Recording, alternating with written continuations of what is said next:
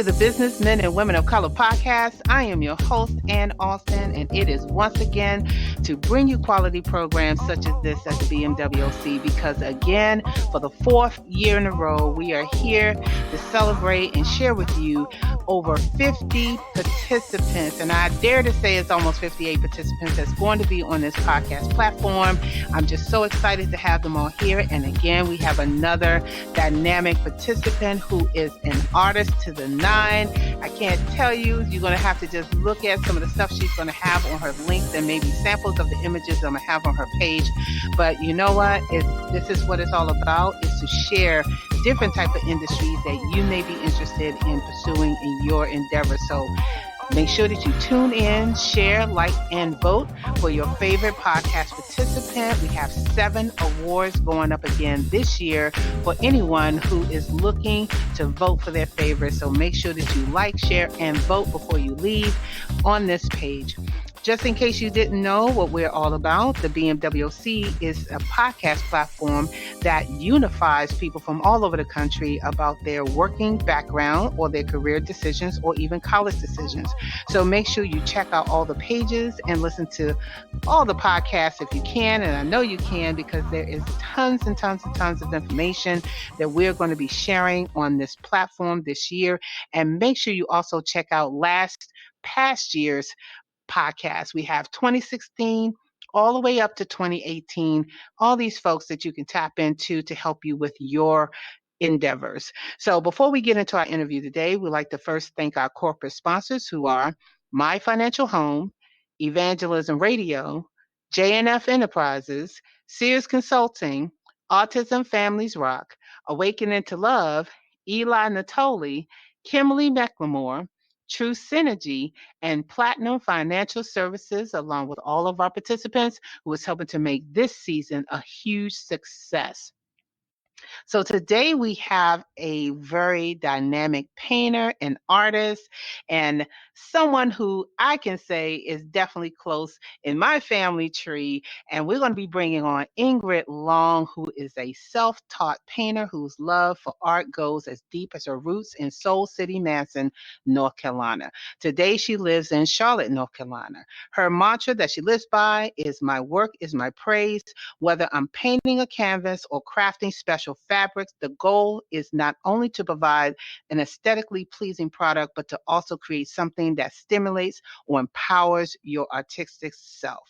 Her relationship began with art when she first saw an abstract painting in her stepdad's shop, and from immediately she thought she wished she could do something like that, and today she has. So as you continue to read her bio, I'm going to bring on Miss Ingrid Long. Welcome to the podcast.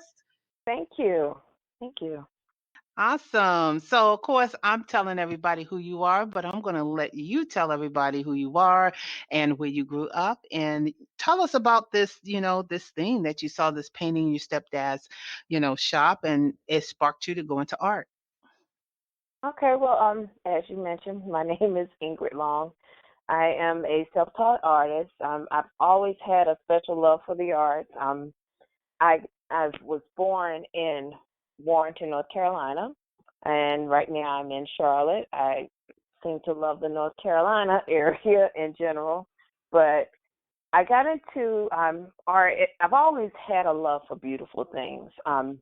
But one Saturday afternoon, I was with my stepfather, and he had a print shop, but he always had all these different pictures, and there was just this one print of this woman, and I remember looking at it, and she looked kind of sad, but she was beautiful too, and it was just weird. Like she was an abstract image that was not fully robed. I guess I don't know if she just finished breastfeeding or not, but I Mm-hmm. just remember looking at it, and I think I couldn't have been no more than 5 years old at that time, but it just intrigued me, and that was the one thing that I always looked forward to when I would go to the shop. I would literally just study the picture, the different shades of blue, because although it was blue, it was different tones to it. It had greens and yellows within it, and it was black and a white background, and it captured my interest. And my stepfather saw that I was interested as well, so next thing you know, I got my first art kit, and I started playing and dabbling with arts and charcoals, pastels, watercolor. Because I mean, all kids have a little watercolor kit, but I took it a little bit further with trying the oil, and it was just Wow. something that I've always been passionate about, between Hmm. that and nature. So and I guess you could say over the years, beauty, fashion, family. They're just beautiful people in general, and even the people that like the elderly. I It's just things that make a person unique stand out to me, and I see it all as beautiful because it's all the individuality and the way that we all have something about us that stands out, and I just like to bring it to I like to bring it to life in a different way, particularly on canvas, Hmm. and that's what I'm doing now. Did I see myself doing this? Absolutely not.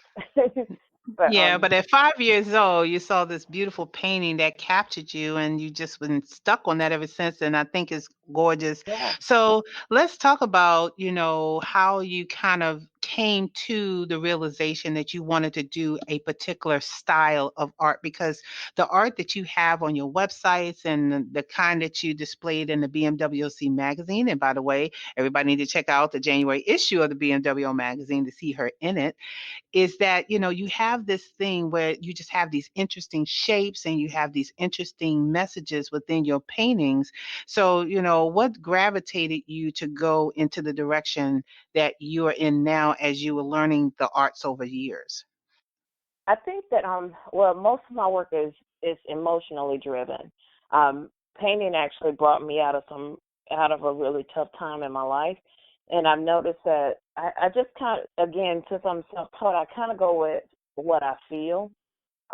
Through speaking with other artists, I noticed that every single one of them tend to have it's very personal for them, at least the ones that I've dealt with. And I do like to experiment with anything and everything, but when I'm painting, I like to blend. I'm big on blending. And I also like the short strokes because every stroke that you see on a painting touches you in a different way. So the blended ones usually are associated with love and deep emotions, and the sharp strokes, like if I'm using it with a palette or really anything, it could be something out of my kitchen, whatever achieves that look. Those can give you a more direct message, sharpness, like the Queen, for instance, the picture that you have in the January magazine. That one right there, I wanted to clearly outline strength along with the beauty. So there's a little bit of fluidity, I would say, probably in the yellow and the blue background, but the actual image of the queen herself, I wanted to make sure that you could see the chiseled parts of her face or her ear, or like even the outline of her hair. The contrast of that from her skin. So it all derives from me, from what kind of what I want you to feel when you see that painting. Wow, that's powerful that you said that, because I absolutely love the Queen. And you said something really critical too, is that when you're painting, the way that you describe it, it's like when I used to sing a lot, using words and melodies and things to evoke emotion, and that's critical to someone who's looking at a painting, is that you want them to feel a certain way and to exude that message of strength and humility and being a female. And I absolutely love the Queen painting. So I think that, Thank you. anyone who looks at that will immediately like get it as soon as they see it, and then the other stuff will come to play. Just immediately seeing it, it has strength, but then you start, looking at the different colors and the blends, and of course, I love warm colors anyway. So you had me at the Queen. So you had me at the Queen, not because she was a female, but because of all the warm colors, and I do get the emotion behind it, which was immediate. But there's lots of paintings that I have come across where I just don't get it all right. So Right. but I noticed that you do do like different types. And so so has been like sort of the impact when people have bought your paintings or see your paintings? Because I just gave my opinion, but I would like to know from you like what other people are experiencing when they see your artwork. Well, I love to hear what other people say about my artwork. And at one point, I had a lot of friends criticize me because I wanted to hear other people's thoughts. I was more interested in what potential consumers saw when they saw my artwork rather than what I was thinking when I created it. Because I usually, when I create, I usually come from a place of faith.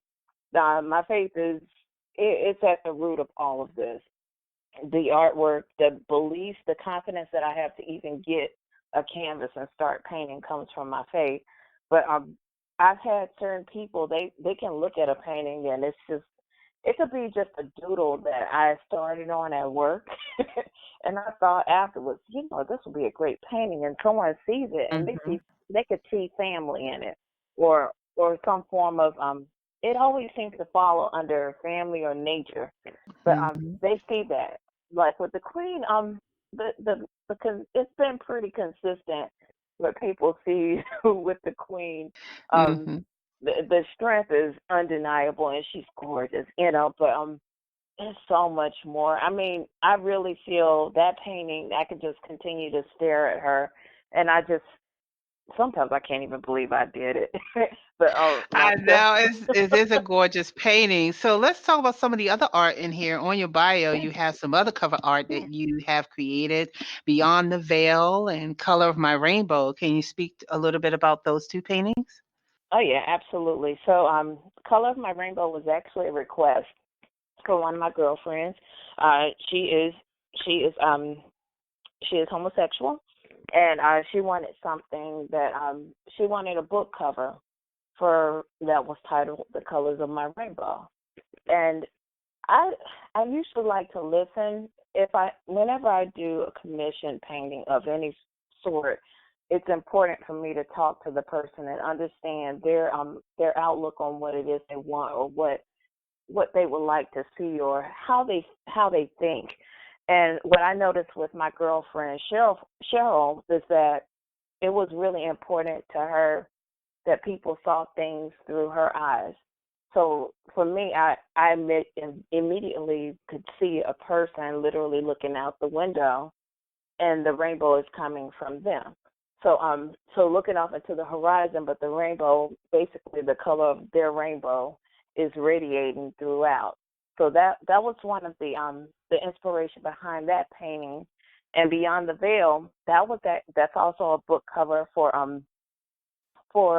a spiritual self help book, and it kind of similar to the Queen, because it's speaking of, well, when you look at the strength aspect. But I would say that I use the more fluid strokes on that one because of the spirituality basis behind it. Um, Mhm. because it was definitely a Christian based book. Pink and purple, those colors, although the lady that I created it for, her favorite color was red, the pink and purple was just so appropriate because I don't know why I thought ladies' tea and spirituality, and it just reminded me of Sunday mornings and your Mhm. Sunday best, those colors. I wanted to keep it Mhm. light and feminine and flirty. So It's definitely that. It's a gorgeous painting with her hair flowing all back and everything, and it looks like she's heading e- to the light, like she's exactly. going up into the air and being accepted to wherever she's going. And I really like that. Yeah, she's basically releasing all of the negative energy, and she's going beyond the veil. So Mhm. I tried to bring Awesome. that to life. Yes. Now, there may be some people on here who are artists who would love to learn more about your specific technique. Can you share like some good tips in terms of painting? And, because you mentioned a little bit of that as far as like the brush strokes and long brush strokes, but what are some other, key tips that you can share for people who are aspiring to kind of bring out their message but having trouble maybe? I would say there are some days where I feel just as blank as the canvas in front of me. When you feel something, write it down. Um, I've had a whole lot of visions or dreams that I didn't capture it and it was gone right away. Write it down, even if it's just on a scrap piece of paper or whatever you can find. Write it down and just do it. I find for me that sketching is good on the board beforehand because I do abstract so much, I don't deal with a whole lot of facial details. I'm not big on the realistic paintings. Not that I can't do it, it's just not necessarily my cup of tea. But whenever I want to create an image and it has the realistic features, but I'm going to add an abstract twist to it, I typically sketch it out beforehand. And there's different software out there actually that'll help you identify certain areas to highlight on a face if you want to achieve a certain look. Like one, of course, Mm-hmm. Photoshop. Adobe Photoshop is always good for those types of those for that particular purpose. Or GIMP is another software. It's free. You can it's free, whereas Adobe Photoshop isn't. So for me, because I have certain areas that are, that I may not be as strong in, and I use that as a backup. But the most important thing is to not criticize yourself, because I painted over so many pictures.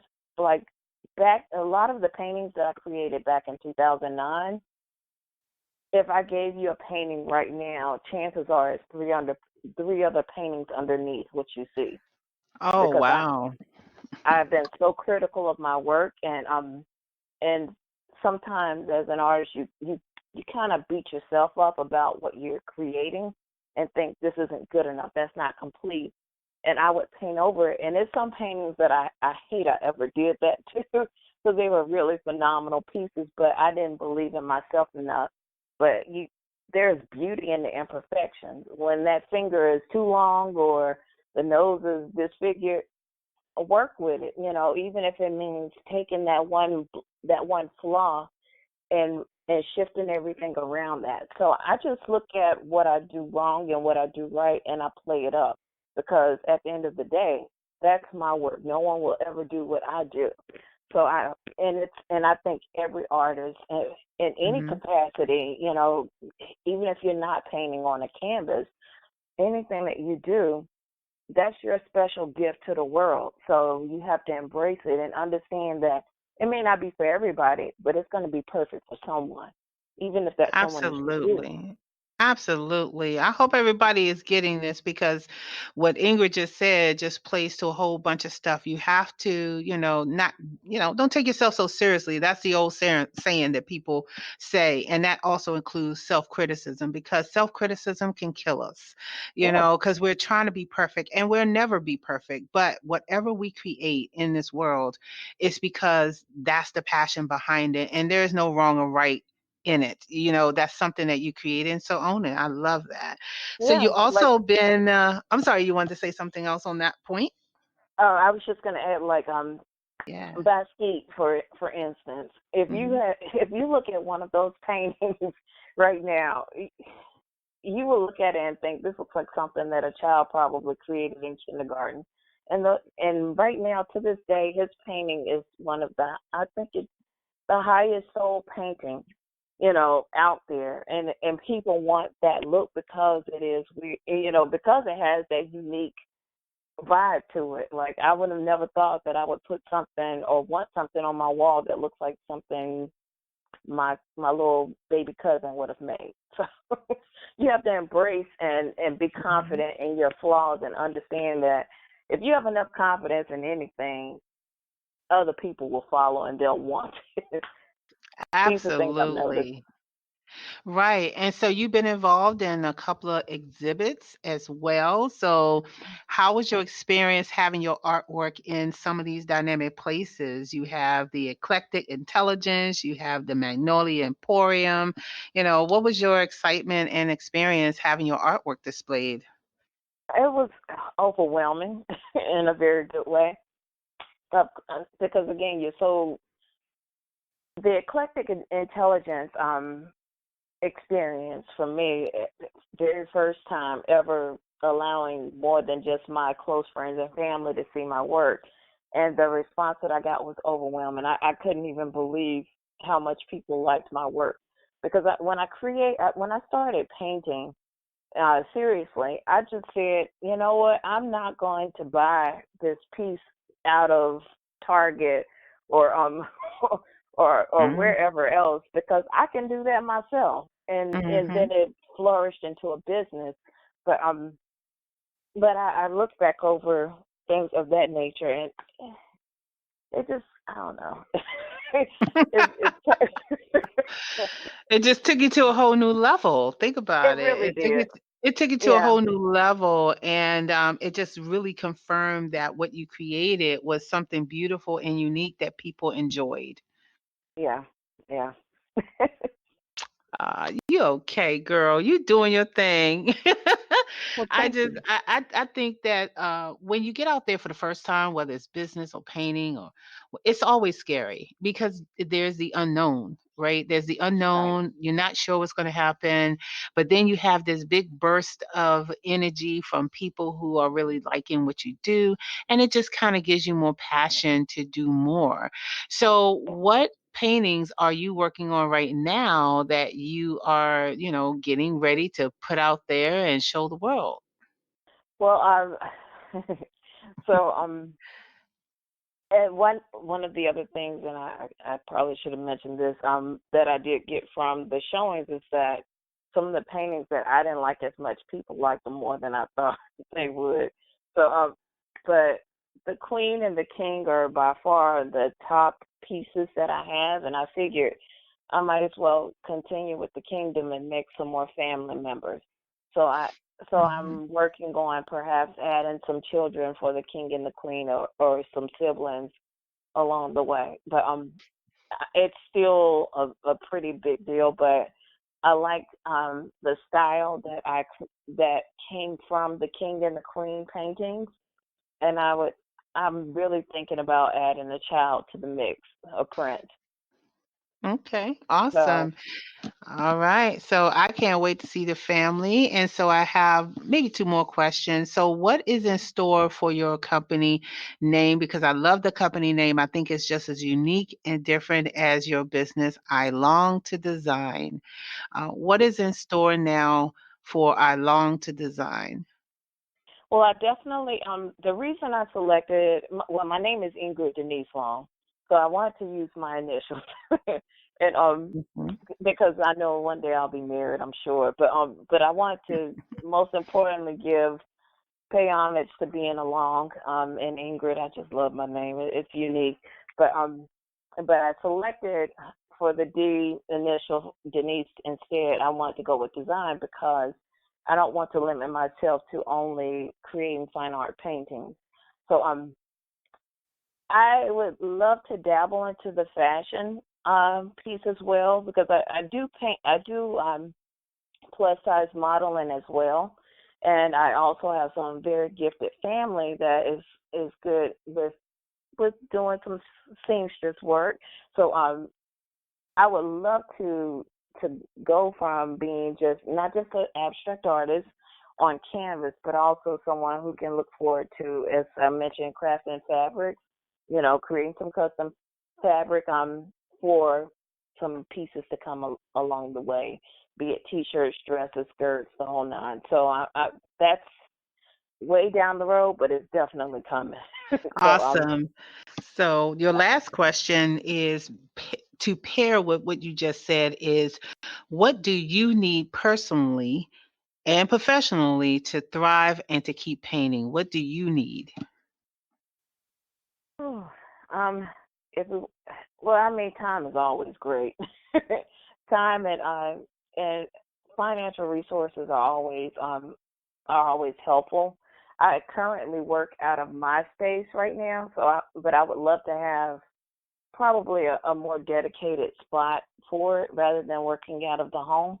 It has its pros and cons working from home because if I get a feeling in the morning, boom, I just go and start on it. But I think this, space, I could always use some grant money or something to help push it because painting is very expensive. If you're going to create quality pieces and prints and have that stuff available, uh, you have to have the funding for it.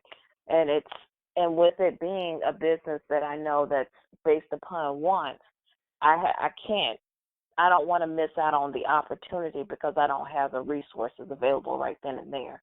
So those are things, and I mean, time is always good because I work a regular 9 to 5, and sometimes when I get off, it can be a little challenging to motivate myself to paint. So it would just be nice if I could do this full time and maybe the other stuff part time. That would be great. Absolutely. And I'm pretty sure that someone who is listening to this podcast and seeing all the beautiful work that you're doing is going to be able to help you out by offering some space where you can continue and grow in your artwork. I'm definitely going to be on the lookout for opportunities like that because I think you have some phenomenal pieces. I haven't seen art like this in a very long time. I know there was Thank artists you. like back in the day, they used to do paintings similar to this, but I haven't seen any of that lately, or even being sold, or in just regular, just residential. I don't see it, and I want to promote more of this type of artwork because I don't want it to become a lost art, and that was one of the reasons why I wanted to do an art section for the STEM and TEDx and Engineering magazine issue in January, is to really point that out. And let's not forget about the lost art. Let's go back to the basics, is what I was saying there. And Right. so for everybody that's listening, make sure you tap somebody on the shoulder and say, hey, I seen this beautiful painting. I think she could use some space. It's in North Carolina. You know what I'm trying to say, guys. You got to help her out because I think that she has a tremendous talent. And I also want you to also vote, like, and share for this interview right here so we can help her win one of the 20, what was it, the BMWC, one of 7 awards. So make sure that you like, vote, and share. And with that, Ingrid, I want to thank you for being part of the movement. Thank you for also being in the BMWC magazine, and Thank you. especially being someone who has a lot of artistic talent that can go such a long way. So thank you so much for participating. Thank you. I appreciate you having me.